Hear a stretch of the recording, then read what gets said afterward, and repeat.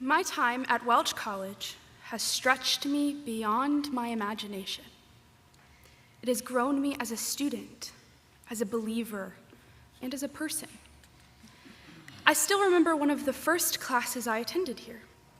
I was visiting for a senior days event, and my host had an 8 a.m. class. That class was Old Testament law and history with Dr. Matthew McAfee. What seemed like a good idea to join her, I quickly realized was a very, very bad one. She failed to mention to me that it was not an ordinary day in law and history. They had a quiz that morning. Dr. McAfee, I suppose attempting to make me feel welcomed, offered me the same quiz. I declined, but he insisted, so I took that sheet of paper and proceeded to fail the quiz miserably. I learned something that day. I learned that I knew very little about the scriptures. I learned that I had much room to grow. I learned that I needed Welch College. And I learned to irrationally fear Dr. McAfee. Whether or not he intended to teach me that I did not know anything, I am deeply grateful for that humbling experience in his classroom. When I arrived as an actual student, I decided that in order to avoid further humbling experiences, the best course of action would be to avoid all of the people of which I was afraid.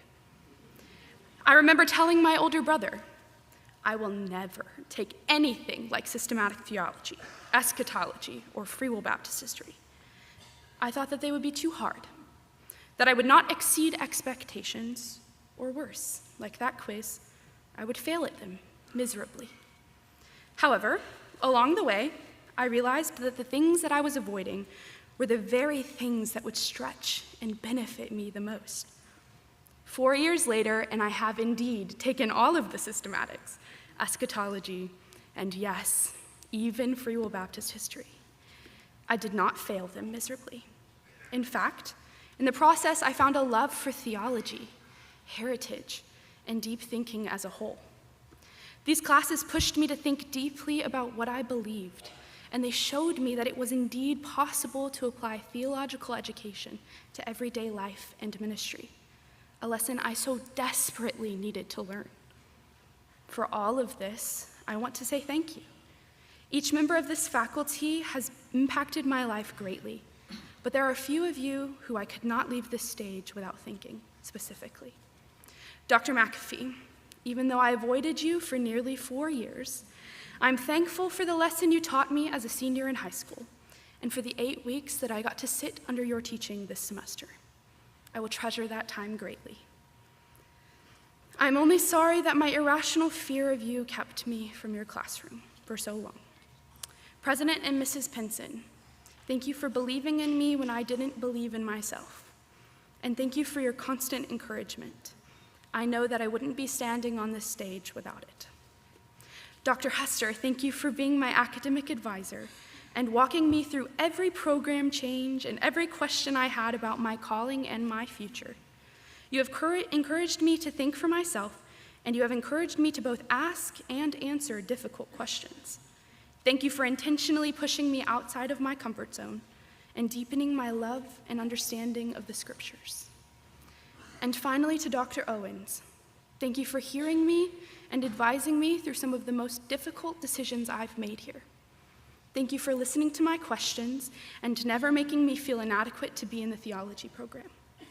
Thank you for passing your love for history and for the church to me. As my teacher, you have taught me that there is a place for me in the local church. But as my pastor, you have given me that place in our local church, and I could not be more thankful. A simple thank you to all of you does not seem adequate to express my appreciation for all that each of you have done for me over these last 4 years, but I hope that that scratched the surface. Following my graduation, I will continue my education as I seek to earn my Master of Arts and Master of Divinity from here. While I know that aspects of my time at Welch will change, I know some things will certainly remain the same. I will continue to be challenged, and I will continue to cultivate a love for the things of God and of His church. My hope is that, as I continue, I will never forget to humbly sit under the teaching of men and women who have devoted their lives to the mission of Welch College, to educate leaders, to serve Christ, his church, and his world through biblical thought and life. Thank you.